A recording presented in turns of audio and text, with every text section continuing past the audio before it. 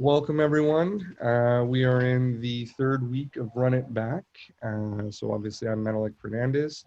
And the premise of this show is we take a look at teams that have played each other previously, and we try to imagine what would happen if they ran it back and had a imaginary rematch, so to speak, going forward, as my daughter yells in the background. Sorry, guys. And so again, I just want to give a thanks to Rising Coaches for giving me a platform to host this show on. I'll give you some background. Today we're doing Creighton versus Villanova again. We're taking on Creighton's perspective. So this season they played twice and they split games. They both ended up with conference records of 11-5 according to the NCAA's website. They both ended up at 22-7 according to the NCAA's website. So the first game was January 7th at Creighton, where Creighton lost 64-59. And the second game was February 1st at Villanova, where they won 52-51. And you guys will have to forgive me. Apparently, I'm losing my voice today. So after that little bit of background, I'm going to start with the poll of, for those of you who can't see, can Creighton beat Villanova again, or was it a fluke?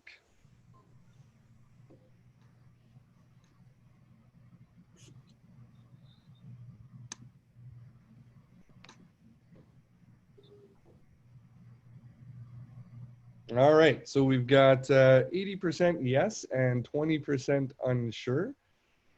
Just before I give some sort of specific background on the past games, does anybody want to say yes, why, and what they've sort of felt as to why they can do it again? It's college basketball, and anybody can beat anybody. Anybody can beat anybody. I said yes. I think from their guards match up fairly well. So I think like anytime you have that scenario, you have a pretty good shot to win the game in college. So we'll talk a little bit about personnel in a bit, but just to comment on what you just said, I thought they actually did a really good job on Sadiq Bey. He's a pretty good scorer. He's a major contributor for Villanova, and he seemed to be rather absent in these two games. So give you a little bit of background, sort of fun analytics, as I would call it. So Creighton is sixth in the country in effective field goal percentage. Excuse me. Wow. They've been top 10 in effective field goal percentage for 7 of the past 10 years. So that has a lot to do with how well they shoot the three-point shot and the type of shots that they're getting. They're number 3 in the offensive efficiency mark, which is according to Ken Palm. And they're first in their conference for their assist percentage. So they share the ball pretty well. Between these two games, both teams lost at home, which I thought was kind of an interesting thing. This happened last week as well. So there didn't seem to be a home court advantage. And when Creighton was coming into their second game, which was the one that they won, they were on a 3-game win streak, and they had the week off to prepare for Villanova the second time. So for you guys as coaches, you've got a week, and if you haven't spent the time watching both games, that's okay. You can just talk about it more on a broad sense. If you got the week, what sort of things are you looking to address from, hey, we're looking at a loss the first time and we're trying to beat this team the second time? What are you trying to change in that time frame to prepare? I think the benefit of a whole week off is, as a coach, you can control how fresh your guys are going to be going into it. Your legs are going to be fresh, especially for a later season game, because you can control the minutes they're going to get that week and shots that you're going to get and that type of stuff, just from a broad speaking standpoint. But then you get to fine tune the stuff that they did well against you the first time, and how you want to guard it differently, maybe, or whatever. And you might be able to add a different wrinkle in terms of a set, or a different wrinkle on offense you want to throw at them, just because you have the time.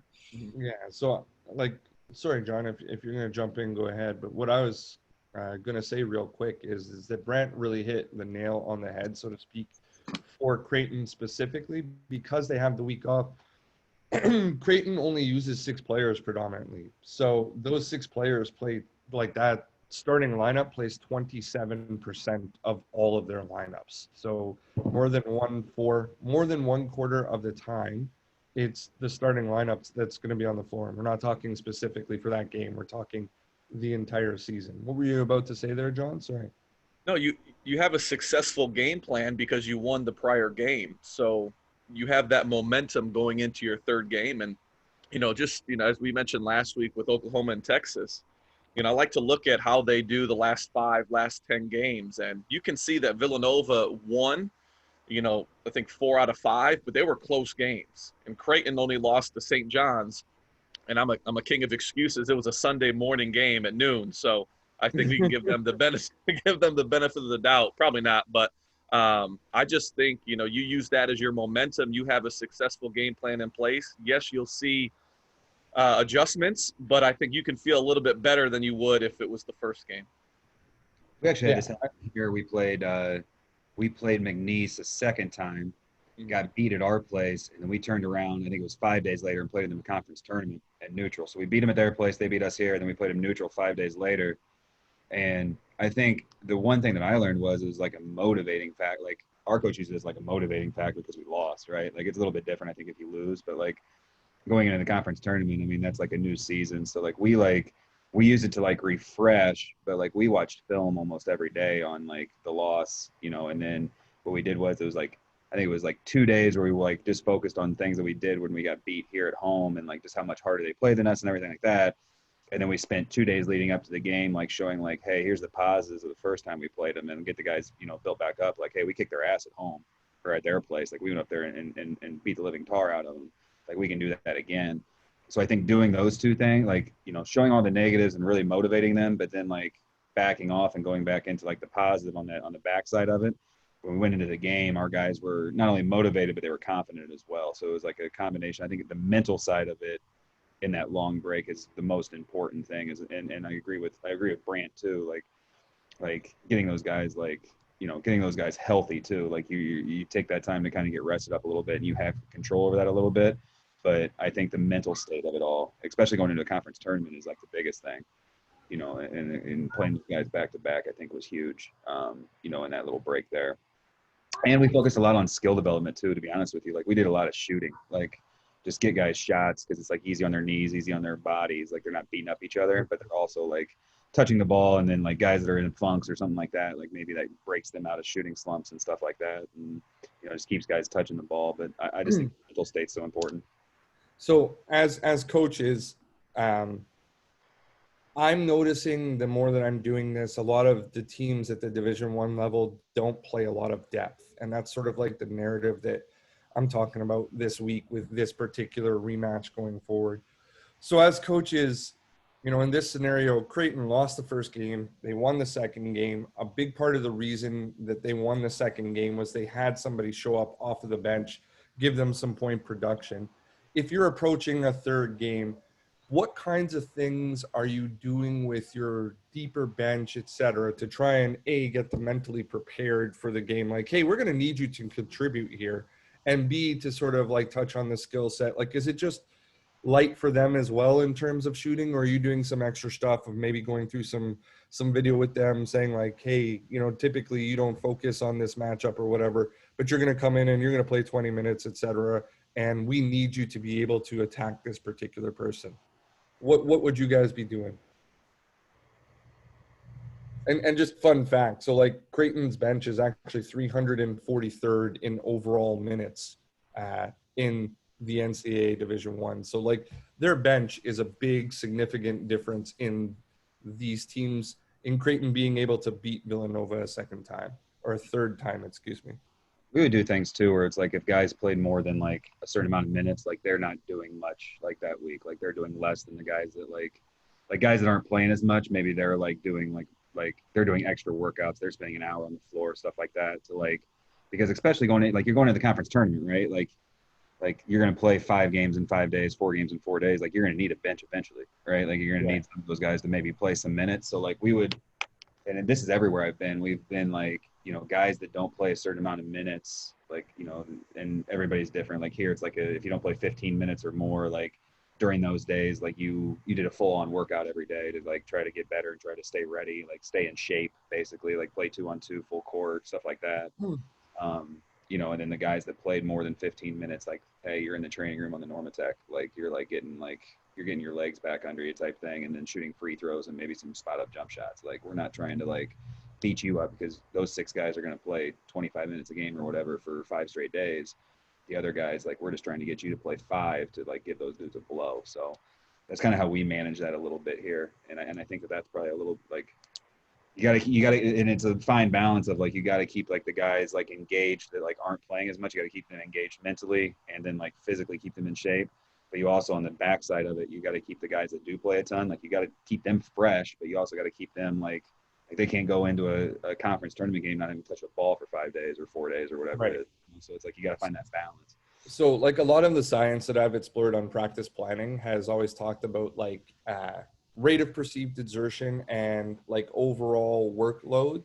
And most of it is like, if you've got a full week to approach a game, you should be light in terms of volume, light in terms of intensity at the start of the week. And also more volume, less intensity to start the week. And as you go along, your overall volume should be decreasing, but your overall intensity should be increasing. And then, I mean, this is an ideal world, but it becomes a little bit different when you have a real distinguishment between like your first 6 players that are going to play 20 minutes and your next 4 or 5 guys that are going to play 4 or 5 minutes. So for me personally, if I'm in this scenario in an ideal world and I'm going to play Villanova again, my first 5 or 6 guys, I'm going to keep their intensity low, but I'm going to keep their volume relatively high throughout the week so that they're loose and ready to go. And then the last 5 guys, I'm going to be increasing everything as they go out through the week. So I'm going to be increasing everything from an intensity standpoint and decreasing the volume standpoint as we go throughout the week so that they're sort of peaking as we go into the game that we're coming to meet them. I want everybody to be in the, some of those NFL, there's a study that came out, like the NFL teams. I don't know if any of you guys ever heard this, but like they do. So like they're getting ready for a Sunday game, right? So like Mondays, like they're like, whatever they do, their rehabs and everything like that. Off Tuesday, light practice Wednesday, hard practice Thursday, like full padded Thursday, Friday, light walkthrough, Saturday, full on padded practice Saturday, day before a game, and then go into Sunday and play. Like totally opposite from what I always did. It was always the day before the game was your light day, but there's like science or something like that says like going the day before high intensity, like prepares your body better than like taking a day off and then trying to go back into it on Sunday. Yeah, right? Reduces injury risk, all that kind of stuff. Gets you ready. Well, I know the Bengals did it, but they still lose a ton. So like, I forget who it was, but one of like the really good teams, like they like it was like their science that they came up with, and they saw that injuries went down, performance went up, and it makes sense. Like you think about it, like you take a day off from the gym, like Mondays are always the worst day in the gyms, right? Because you took Sunday off and like you're rested, and like all of a sudden you get in there and you feel like crap because you ate a bunch of Mexican food, and it's like, you feel terrible. But like, Tuesday, then like your workout's a little bit better because like you feel better, you probably ate better, you're just more intense. Like it kind of makes you can work the soreness out a little bit. So that's something to think about, a lot of times is, is the day before a game, is that something that you try to go hard at? I don't know. I know, like here, like day before, like normally we'd practice usually 2 hours, somewhere between 90 minutes and 2 hours. But day before a game, we'd try to go as hard as we could, but limited to an hour at the most. Yeah. So you just like I'm saying, right? You want to increase your intensity and reduce your volume type deal. It's sort of the same principle as like a dynamic warm up. You want to get yourself ready to move, so to speak, just before you're about to do stuff. So like back when I played, when dinosaurs roamed the earth, everything was static stretching. And then like a lot of the science is showing that static stretching before movement is actually temporarily weakening your muscles, and it should be done afterwards. So like a lot of that has changed in terms of that. But let's try and get into a little bit of some specific differences from the games. So the game differences from box scores. In the first game, the game that Creighton lost, they only made 3 threes, whereas in the game that they won, they made 11 threes. And major difference, obviously, right there. In terms of assists, they only had 10 assists in the game that they lost, and 17 assists in the game that they won. So Mahoney, who's the bench player that we were talking about a little bit, who needs to contribute if we're going into a third game, he had 7 points in the first game, but then he had a season high 21 in the second game. And then bench points overall were 11 in the first game, 23 in the second game. And then they only had 1 player in double digits in the first game, and they had 4 in double digits in the second game. So, I mean, ideally from first game to second game, they did a lot of things quite a bit better. How do you replicate those results? Like without them just, how do you not attribute that to being like, hey, it's a one-off, somebody had a good day? What kinds of things can you do to, A, inspire confidence, but then B, most importantly, inspire production as a coaching staff? What are you guys meeting to encourage these people on? I've personally felt like in the second game, Creighton got a lot better looks. Like not just they made more shots, but they got more open shots. You know, they made more threes, but even their regular field goal percentage was over 50%. You know, in the first game, I think it was in the low 40s. So like, I think they controlled the tempo a little bit better in that second game. So those would be the kinds of things I'd be focusing on, trying to control those things to continue to get open looks. So for me, I would elaborate on that, and I would say I agree that they did get better looks, and I would directly attribute that to better passing in the second game. So I would want more penetration off of the dribble. I thought seemed to be something that I keyed in on, and I would so Tommy mentions it in his, but like where I'm at, we take a look at all of our sets that we run, and then we put in the results of all of them. So for instance, if I run horns away 15 times in a game and it's only successful 3 times, but I'm running a set that I call quick, 8 times in a game and it's successful 6 times against that particular opponent, I'm going to go to quick more in the next set. And I'm going to specifically be checking the film and then clipping the film and giving it to my guys like, hey, are you noticing that they're playing it with low tag and that this is open every time? So I'm going to start moving my personnel around based upon what they were doing in previous games.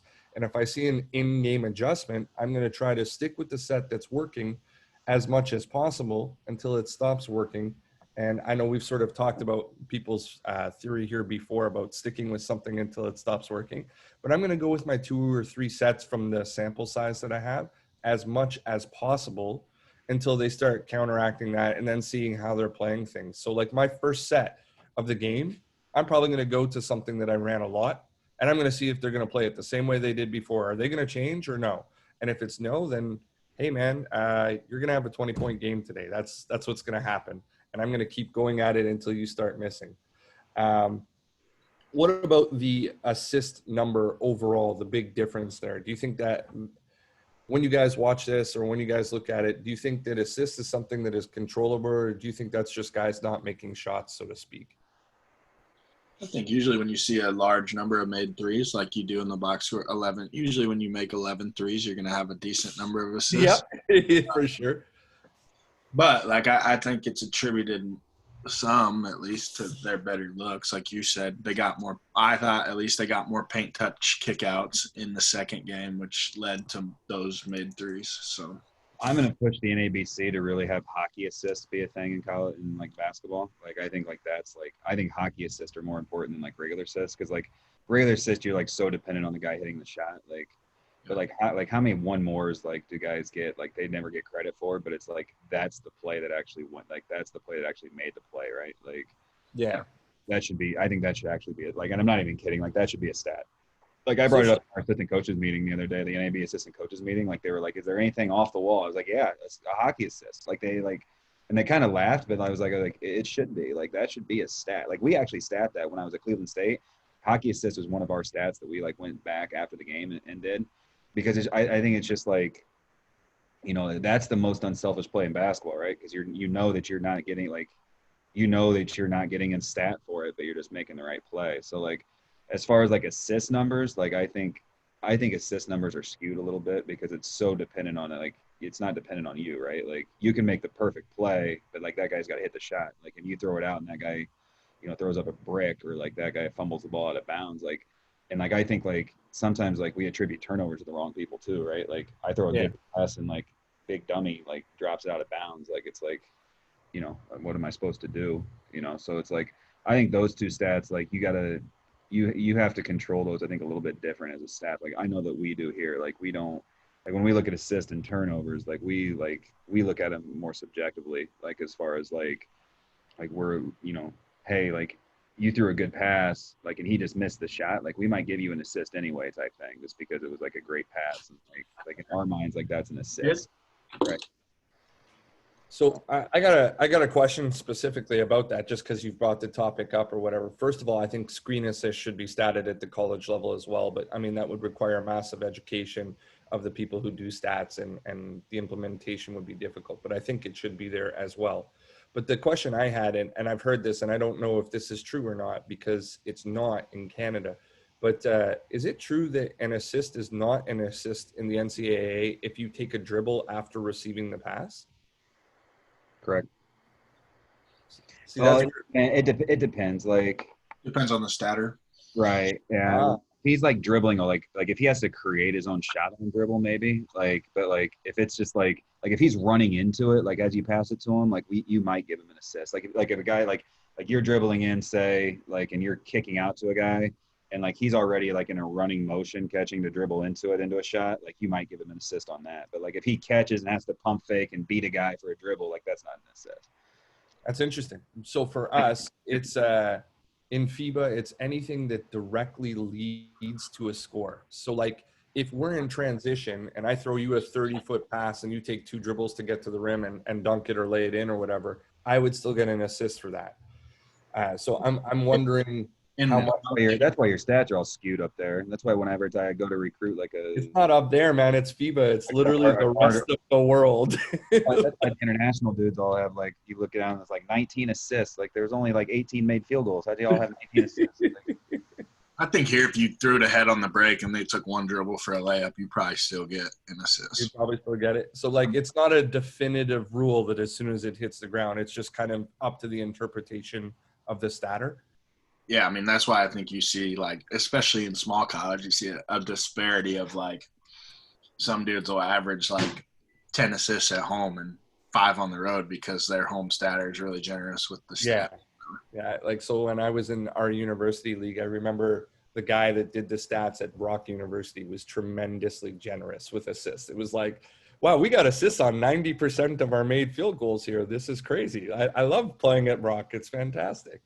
I'm going to do one more poll because I want to lead the conversation in a certain direction, in that I had something that I really noticed between these games that I thought was really, I don't know about wonky, but I sort of noticed that they made an adjustment from the first game to the second game, and I thought it really helped them. I want to see if anybody else noticed it. So this poll is just, what's the biggest key to getting another win against Villanova for you guys? So take a look.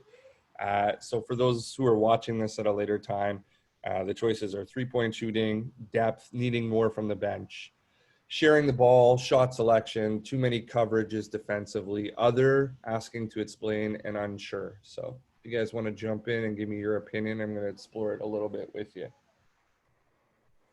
Just give these guys a little bit of time to answer that.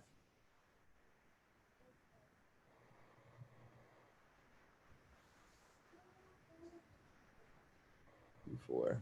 All right.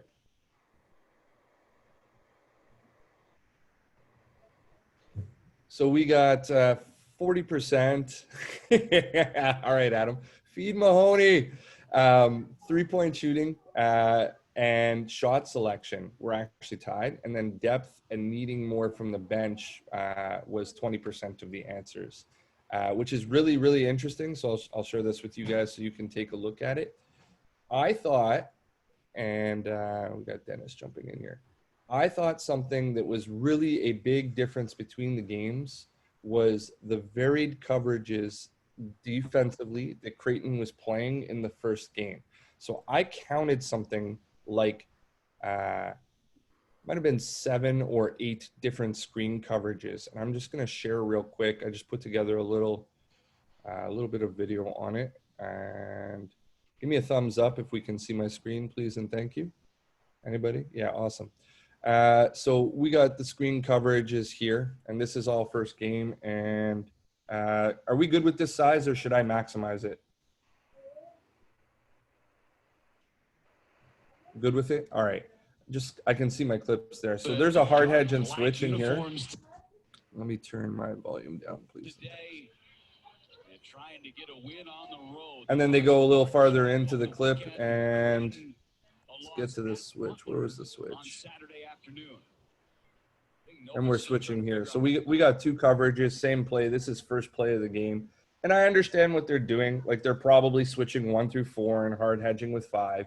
But it doesn't really make a lot of sense because it doesn't happen with all the same personnel on the other side. It doesn't happen with all the same personnel defensively. So we got another hard hedge. They pick up a foul on Sadiq Bey.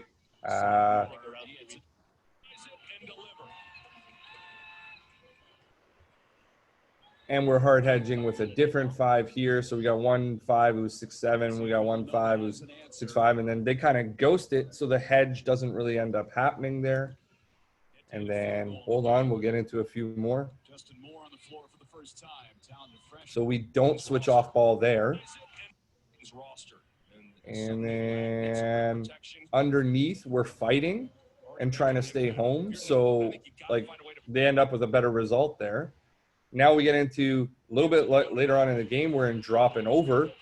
But this is the same action, right? And it's like there hasn't been a timeout or any sort of there might have been one timeout actually at this point or whatever. They've changed personnel, and now they're doing something different with the different personnel. On the handoff, we're switching again out here. Different personnel doing it, different people offensively. And then we were going hedge and under. And we're all still in the first half here, right? So it's like fighting the pin, but switching the twist.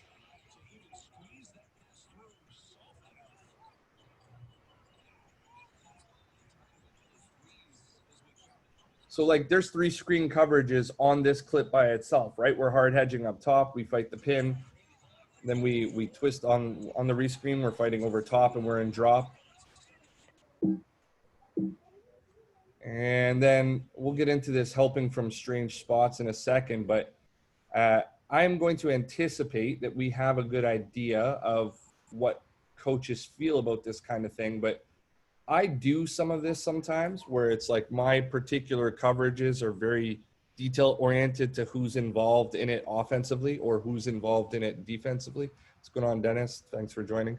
But what are you guys' thoughts on having multiple coverages as opposed to we do one thing and that's what we do, or we do 2 things and that's what we do, and changing in game and, like at a timeout, that kind of stuff? And you're opening up a can of worms, man. Yeah, I know, that's the point. I want to hear. I want to hear it. Hour and a half yesterday about it. Yeah. Where's Jimmy at? I know, here, I mean, I know a small college a little different, but we had a really slow 7-foot kid from Australia when I was at Indiana Tech. We didn't necessarily want to get him out in a hard hedge, so he would guard that high ball screen, a little bit different drop because we'd want him protecting the rim, and our guards would maybe do the same thing. But I actually thought defensively, if I was Creighton in both of these games, I'm pretty happy with the way we guarded. They held Villanova to 64 and 61 points and under 40% in both games, I think. So, I think defensively I'd be looking at feeling like we guarded decent and maybe what can we tweak just a little bit to make it even better. But, I mean – so from your standpoint, based upon the result, you wouldn't clean up any of that. You'd keep the buried coverages. I mean, I'd talk about it. But I think, when you watch them all, you're never going to guard it perfect every time. So, I don't know, Creighton, if they have different bigs guarding ball screens different ways or, just personnel-wise what they talk about. But, if I'm personally looking at the box scores and how I'd feel about, as a coach, how we guarded Villanova in 2 games, I'd feel pretty good about it. Yeah, I would too. I think for sure when you look at the results, it's like, hey, man, I'm going to take 64 and 61 points. Gives you a good chance to win, especially if you're such a field good 3-point shooting team. Like, they're tops in the country, like top 5. I think they were 3 in offensive. Mm-hmm. Yeah, 3rd in it. So, I mean, like, you're definitely up there. You're giving yourself a chance to win. But is there nobody who has a negative standpoint on all the varied coverages and would possibly go to one standardized one? Tommy. Oh, man, I am so torn on this subject, man. Like, last night I was on a call, and it's like, so like here, like we run like everything. Like it's like personnel based. Like, one game we're going ice to trap on the side, and the next game we're just switching it. Like, and then like and then I was at Richmond, and we like obviously it's a little bit different because it's a matchup zone, but we're switching everything.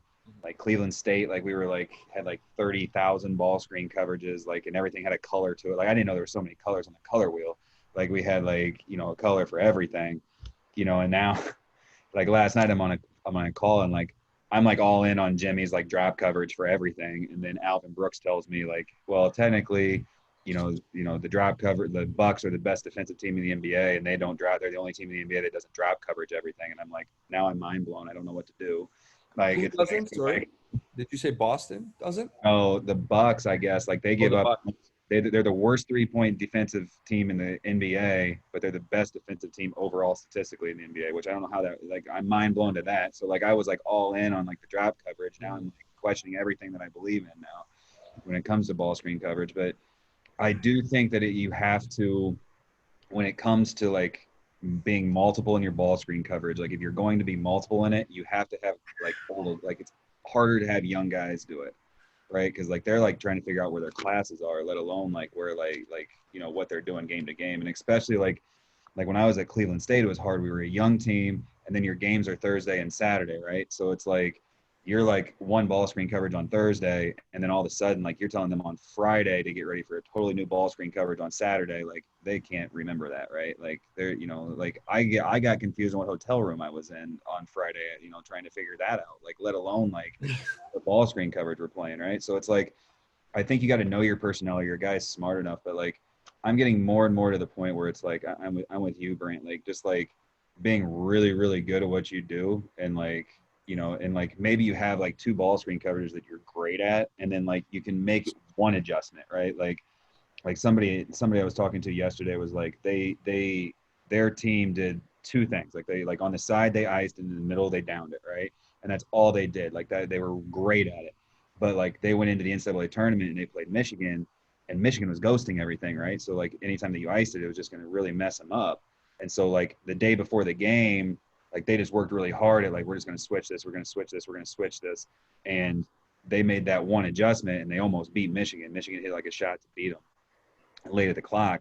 So I think like having like making one adjustment on the fly, I think is easier than having 30 different things and being like, okay, we're going to practice them for 2 hours in November and not use it again until February, right? Like I think that's a little bit easier to make one adjustment as opposed to like one every game, right? Just one in general for one big game or something like that. So like maybe this game they do something total, like they add a wrinkle to their ball screen coverage, and just something a little bit different. But like I don't know.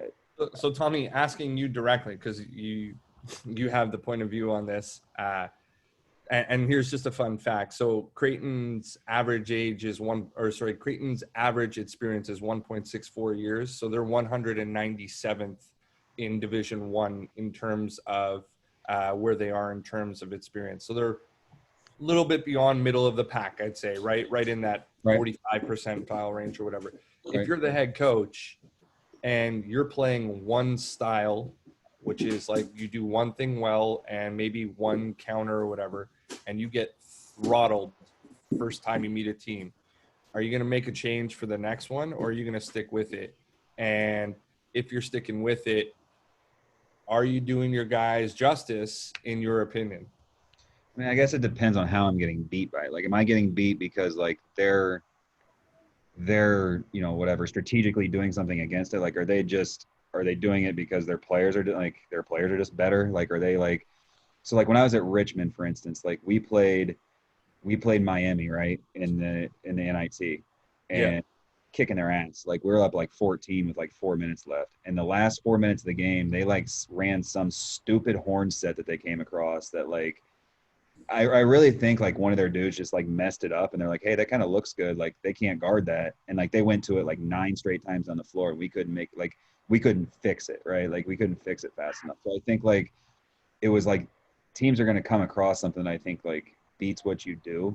So like you might make like I said, like minor adjustments to like your like 2 things that you do really well, I think are a lot easier as opposed to just blowing it all up and starting over again. Like if we never switched, like if we haven't never switched in, or like, since like November, and this is a February game, like we have never switched that ball screen or we never talked about it. Like, I think that's harder to be like, hey, we're just going to switch this ball screen now. Everything we do, we're just going to switch this, or we're just going to hard hedge it. I think that's harder as opposed to like, hey, we usually ice this ball screen, with a drop coverage. We're going to change this. We're still going to ice it, but we're going to ice it a little bit higher, or we're going to ice it to a trap and like just like make that type of adjustment.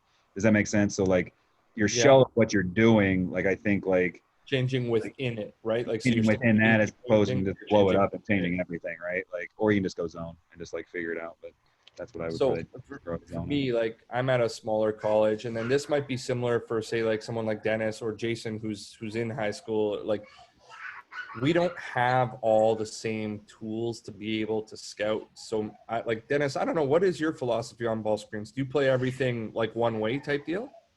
We're going to play everything one way, but here's something that I would say, like, we looked at some of those clips.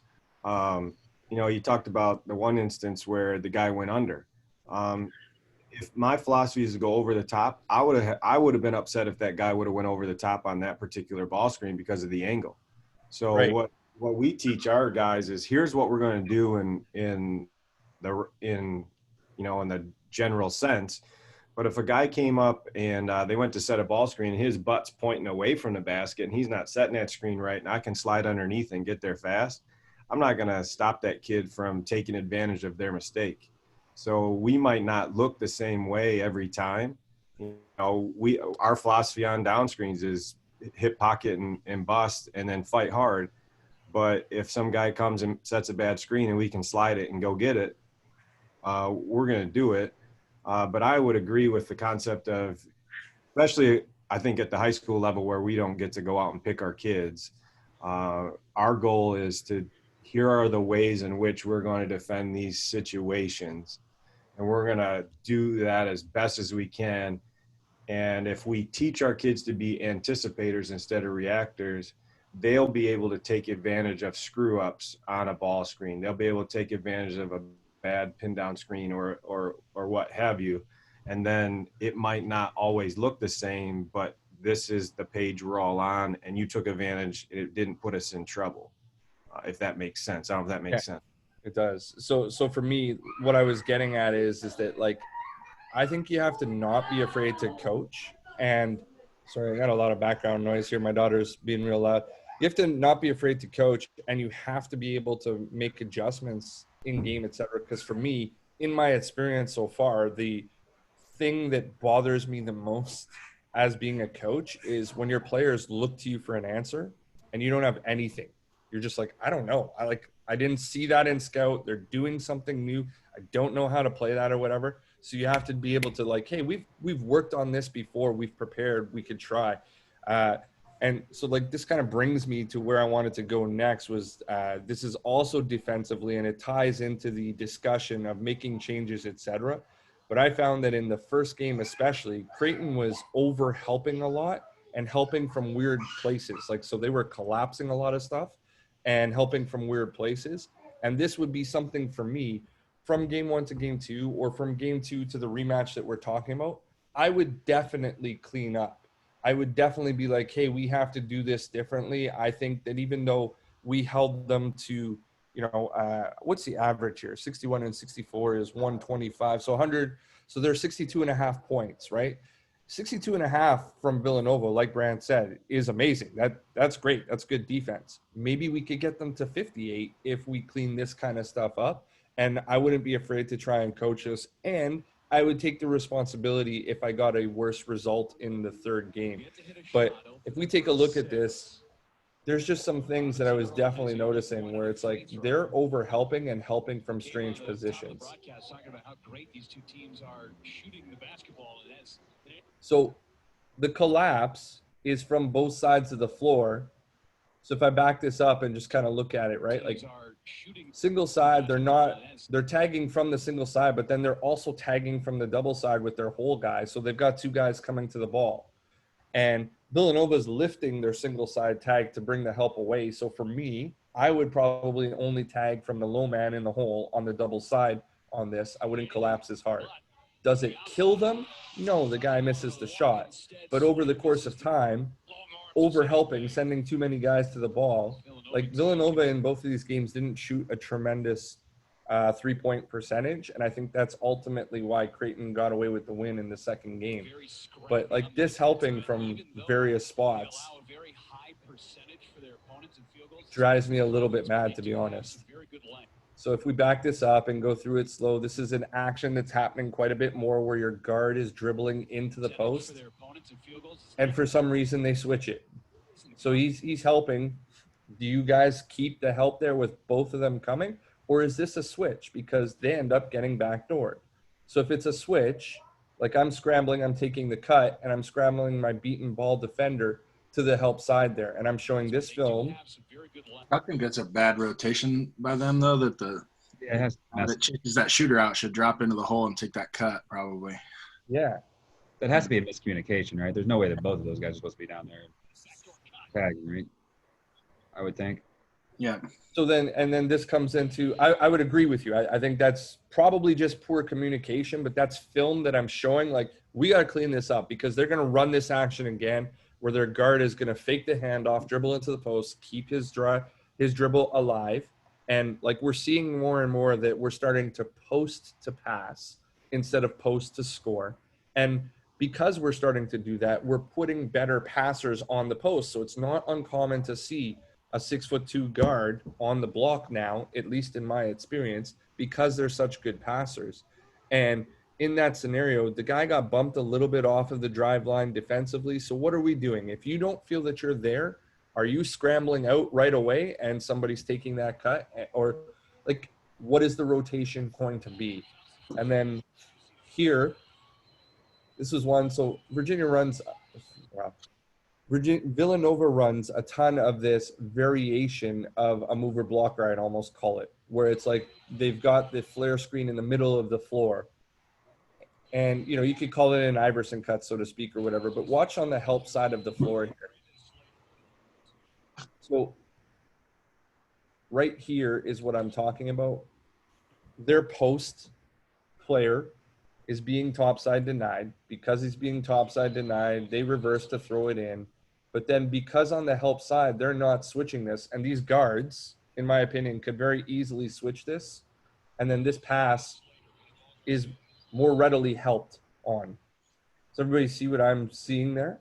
I mean, if I'm that post guy though, like I'm not like, as this ball's getting thrown to the top of the key, like I got to get back underneath that, or I got to like Michigan State used to be really, really good at the brain. You probably remember this because I think Grutch kind of taught it of like getting low and like rooting that guy down towards the baseline. Right. And like making that, and like making that pass like hard, like that over the top pass hard, like taking away like an angle on it. Like I remember Fife was really good at IPFW teaching that too. Like, so like right now, like he's doing one of two things. Like he's getting back underneath it because that's hard to guard on that weak side because you got to worry about that, right? So like that there's not going to be help. So like if I'm this, like I think this is more responsible on the post guy, right? Yeah. Like the post guy's got to get low and like root him towards the baseline so that pass, if it's thrown, even if he catches it, like he's on the baseline with no angle, right? Or get all the way underneath it and play, like get back behind so that way like you can at least have a chance for help. And then like the other thing is like the guy that's guarding the ball has got to make that pass harder too. Like he can't like have for sure. So tell me, which way are you going? Are you going baseline side or are you going over the top when you're trying to get back around? I mean, can you rewind it back just a little bit? Like to where the guy on the wing has the ball. So like right now, like I'm posted right here, right? Like, and as this ball is being thrown, to be honest with you, like I don't think I would go under or anything. I would root him. Like I would get like, so like, you understand what I mean? Like, can you guys see me? Like I would be, so like he's behind me. Like I would get low into him and like I would like root him towards the baseline this way. like towards the baseline, and just try to push him towards the baseline and get lower to him, almost like a box out. Like I would try to get as low as I possibly could, and like so that way when that pass is thrown, there's just like it's gonna go one way or the other, right? He's either gonna root me up, like he's gonna either root me up and that pass is gonna be easy, or I'm gonna root him down and that pass is gonna be hard. Like so that's what I would do. Because like I think if you go underneath here, you're gonna throw it in, and then like I would tell the guy that's guarding the ball like your responsibility is to really mess up the flow here, and like if you run it forward just a little bit for me, like I don't know how does he pressure here? I guess like that's not good enough. Like that like I would say the guy that's guarding the ball is just as responsible too, because like then look where that post guy ends up. Like he gets rooted up. So like I would probably try to root him down, and then I would tell the guy that's guarding the ball like on that catch, like you got to be there pressuring and like make them reverse it, because that's too hard on the weak side to guard, I think, because you got to worry about. I mean, both those shooters coming off of that, like you got to worry about that. You're interchanging, like you're not going to stay in help side. Personally, I think you're actually asking too much of your post defender. Like if as soon as he gets so when he's pushing down on the full butt deny, I think that's a fair job to ask. Once the reverse pass starts, the angle is going to change. So like the offensive player has that whole side of the floor if you're in a top side deny. And once it starts working its way around, I think it's fairly hard to stay both on top and on the rim side of a player to take away that reverse. But Brant, you were going to say something about this as well. Sorry, jump in. I just think, if you look at the post defender's feet here, he does a really bad job. As soon as the ball gets past to the top, he loses contact, which is going to hurt him. Right now, he should be trying to flip his feet to get parallel to the sideline and get back on top of the offensive post inside foot. Right. So you're saying the same thing that Tommy is basically like. But so we don't teach it as him like necessarily posting him down deeper, but we teach it as you need to fight to his inside shoulder. So if he does that, he physically shouldn't lose contact in this scenario. Or if you run it forward just a little bit, he loses it just a little bit trying to do that. He loses his actual fight to that inside shoulder because he releases, and then that's where the pass comes. But I actually think this guy 2 passes away should have turned and sprinted to the hole just a little bit quicker. But I'm with Tommy. Like I don't think you're talking about this guy right here. Sprinting to the hole. This lob over the top from this spot, a lot of coaches don't want to see a lob to the post over the top from the top just because it's a difficult pass in general. So I don't know like how many times this happens in this game, if it's a one-off or whatever, but I don't know. Like for me, the post defender just does a really bad job. Your other option too on that would be like those weak side guys just switch and just stay. Like if you. So that's what I was talking about initially, right? Right. Like and you could, but like if that's not your philosophy, that's hard to do because like it's natural to run with your man, right? Like you're jumping to the ball, like so like if that's not your philosophy, I don't think again like I think like I'm with Brant. Like I think like it's like that guy loses, like anytime you lose contact, like that's a battle down there, right? And the guy in the striped shirt down there, he doesn't know what's going on anyway. So like, so it's like, that's like Villanova's 4 and their point, right? Or is that their 2? So like, I think it's a risky switch too, a little bit, or not a risky switch, but one you don't do often, 1 to 4, unless you switch everything. Right. And like, so I'm a big back a second. Like, ball pressure takes away post entry, right? Like if you're undersized, like Dennis, you're saying like your biggest guys are 6'2", like ball pressure helps out with that. Like I remember like all the way back to like we can't afford with our size because 6'2" is a big guy for us some years, unfortunately. Right. So we cannot afford for you to be within 3 feet of the 3-point line, not being pressured. Right. So that we can allow those passes. That's half the battle. Right. Pressure's like in this scenario, I mean, even the guy guarding the ball right now, like I wouldn't even say like that's great ball pressure, right? Like he's allowing an easy reversal. Maybe that's their philosophy. Like we'll allow for reversals and stuff, and that's fine. But like on ball pressure is going to take away all this stuff.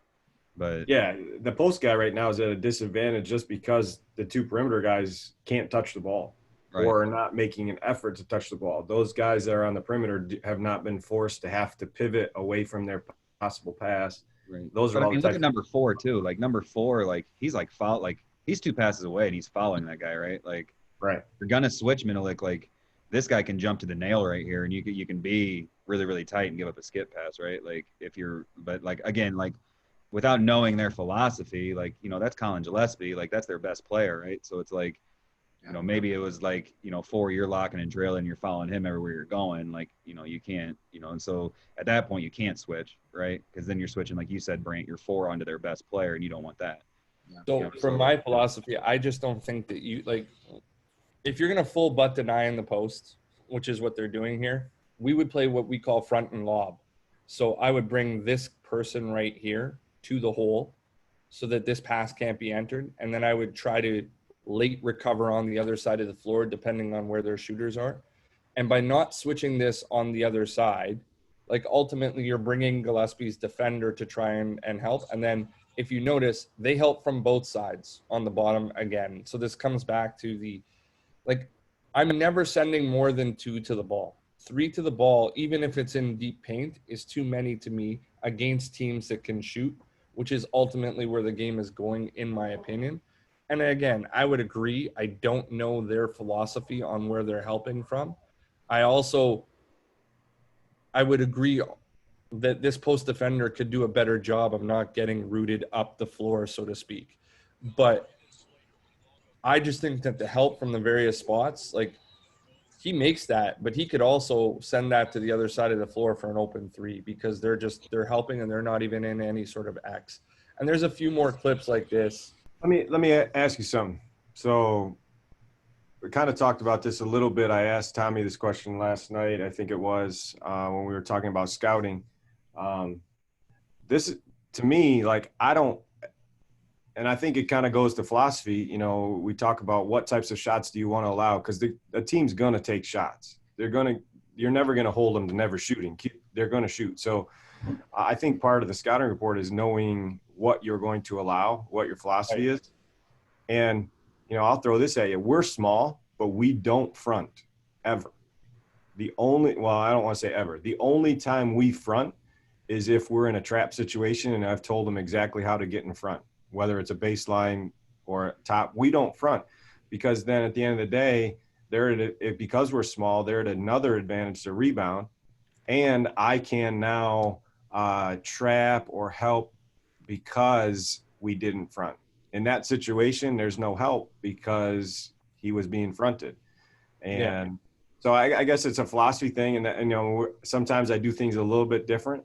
And I have to think about my size a little bit when I do it. But that would be one of those things where I would be okay with them throwing the ball into the post as long as we fought hard and they got it there, and then we made that a hard shot. Because I think I'm at an advantage that way with my size and what we do and our philosophy of going back to your question of, do you do one thing really, really well, or do you have a bunch of coverages? That would be one of our one things, and then we make an in-game adjustment if we're having an issue. Will you double it all? It depends on if we think the kid's good enough.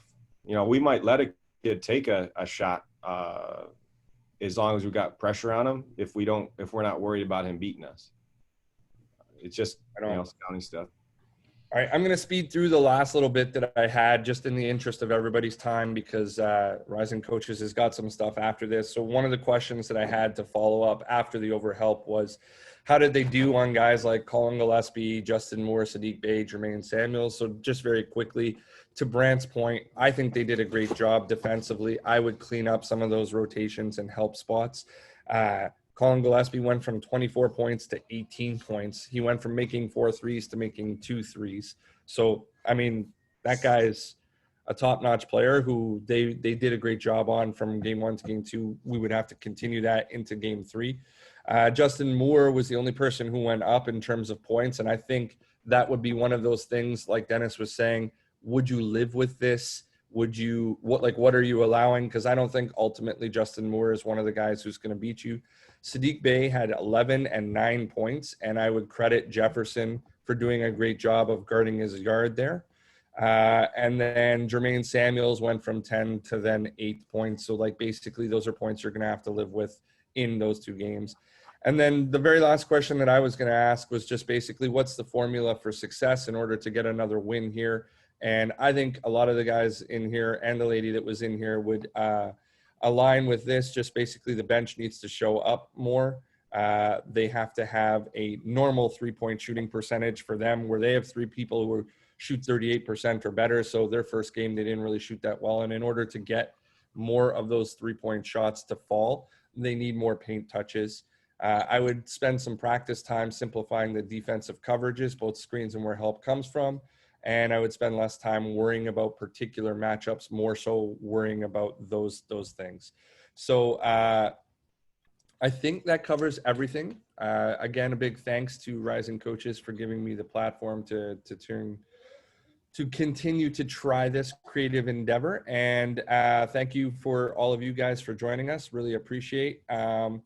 I just lastly want to say tune in next week. We're going to cover Winthrop versus Radford. I didn't say that properly. Winthrop versus Radford. And we'll go through the sample size. I'll post all that stuff early. And just, another big thanks, guys that are on here, obviously jump into the member spotlight, etc. Appreciate it. And thanks for stopping by, guys. Thanks, Malik. Like 2 weeks out, can you maybe look at a small college game? I know a lot of them are on Synergy too. I think it'd be